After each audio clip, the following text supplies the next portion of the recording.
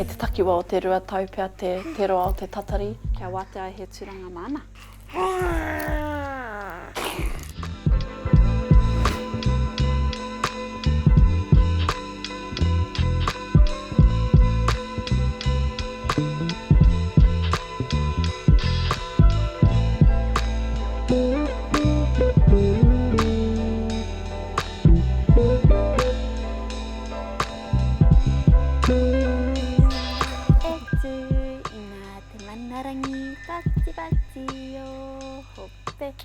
I tēnei wā kei tetahi teiki a Pepi, I te mea karekau he kōhanga e wate ana I tēnei wā.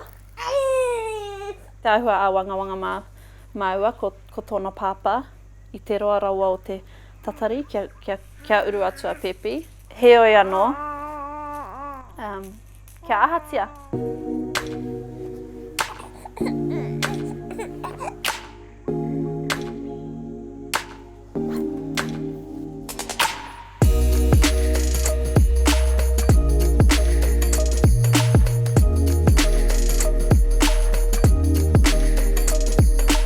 He nui ngō ngā kōhanga reo, kei te noho tonu rātou ki roto I ngā whare tawhito ne.